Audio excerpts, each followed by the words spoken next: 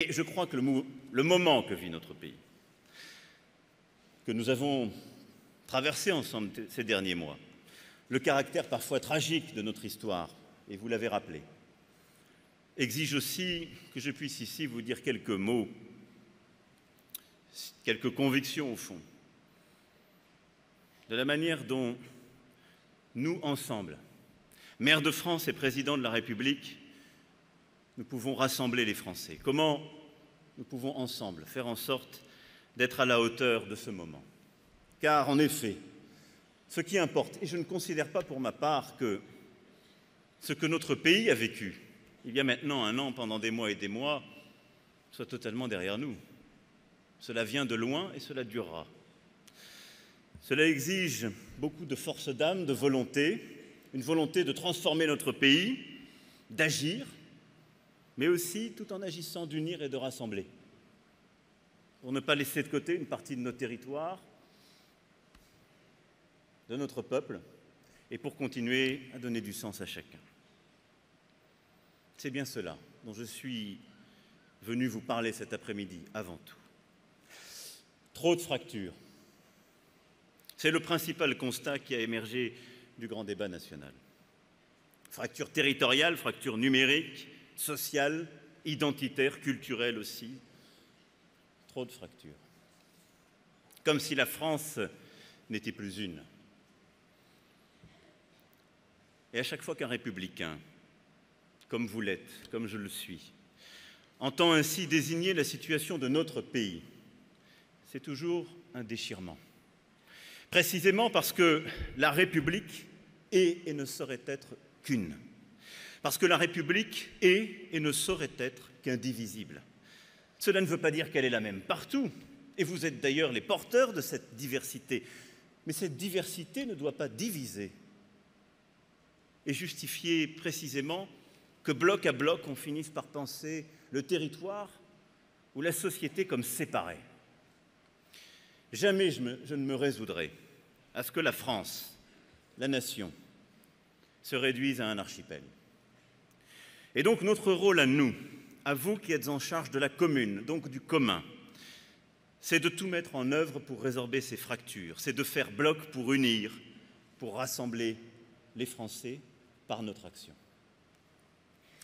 Unir et rassembler, cela passe d'abord et avant tout, et je veux ici le rappeler, on l'évoque, je crois, souvent trop peu, par des rites républicains, dont pour les pratiquer, vous savez l'importance dans la vie d'une commune. Les cérémonies commémoratives en sont, qui rappellent régulièrement aux Français les liens de sang qui ont façonné leur liberté.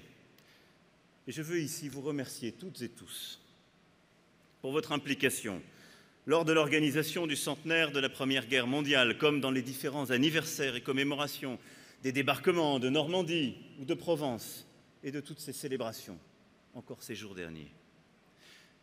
L'année 2020 sera de ce point de vue particulière.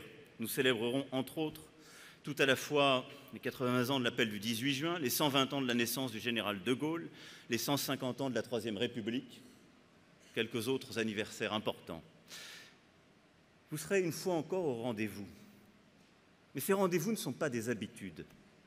Ces rites, précisément, donnent du sens dans nos communes, partout dans la République, à ce lien de sang, à cette part d'histoire qui nous a fait libres. Et j'en sais toute l'importance dans les temps que traverse notre République. Ils sont autant d'occasions de rassembler les générations, de ne pas oublier, de comprendre, de continuer d'associer toutes et tous, d'éduquer, en impliquant plus profondément, comme nous sommes en train de le faire, l'école, et d'agir. Unir et rassembler, c'est aussi par notre action collective, notre ambition. Cela signifie, en quelque sorte, recoudre cette France trop souvent déchirée. Déchirée entre la ville, les banlieues, les différents quartiers, les campagnes, avec, je le sais, un exercice du mandat de maire parfois particulièrement difficile dans nombre de ces endroits. Alors, ce que nous avons collectivement à faire, c'est un nouvel aménagement de notre territoire. Je dis collectivement, parce que c'est à la fois le gouvernement, mais avec lui, les régions, les départements, les intercommunalités et les communes qui ont ce travail à faire, car toutes les compétences rassemblées sont à mobiliser. Il n'y a pas de fatalité à ces divisions. Je m'y étais engagé, le gouvernement a pris des mesures fortes à vos côtés qui marquent là aussi un retour de l'État. Le plan Action Cœur de Ville pour redynamiser les centres des cités moyennes, l'agenda rural porté par la concertation sur vos propositions, avec plus de 170 actions proposées par la ministre pour nos villages, l'installation de France Service dans chaque canton. J'inaugurerai le premier France Service vendredi à Amiens. Le plan de mobilisation nationale pour nos quartiers, le plan très haut débit, le développement d'infrastructures de proximité pour que ne demeure aucune zone blanche en matière de transport. Et de ce point de vue, merci, Président, ce que vous avez dit sur les concertations en la matière. La loi d'orientation pour les mobilités devrait être ainsi votée ce soir à l'Assemblée nationale.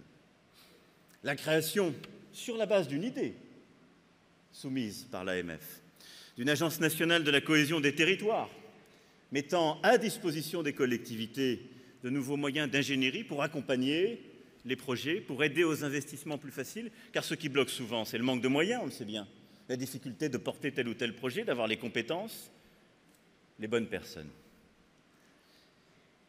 Jamais autant n'avait été fait pour que ce beau principe républicain, l'égalité, ne s'applique pas seulement aux femmes et aux hommes, mais aussi aux territoires.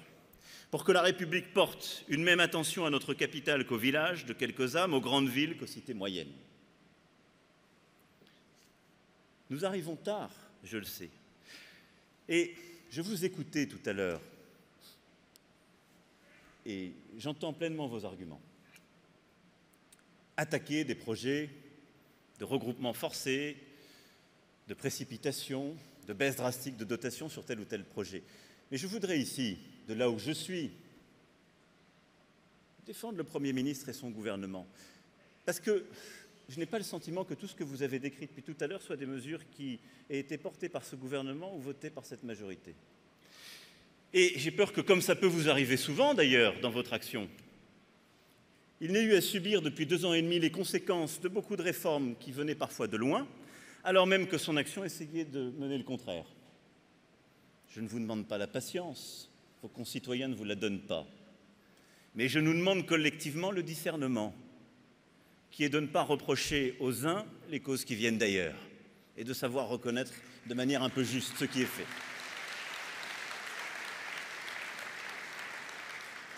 Mais tout cela est une épreuve, parce que nous venons de loin, parce que parfois des bonnes décisions n'avaient pas été prises suffisamment tôt, parce que le monde tel qu'il s'organise aussi a accéléré les phénomènes de concentration. La métropolisation, qui n'est pas le fait de décisions, quelles que soient d'ailleurs les majorités, mais qui s'observe partout dans le monde, qui est le regroupement des talents, des énergies, dans quelques villes, quelques pôles d'attractivité, mais qui a parfois été aidé par la concentration autour de grandes régions, de capitales régionales, et les concentrations à Paris ou dans ces capitales-là de certains de nos choix.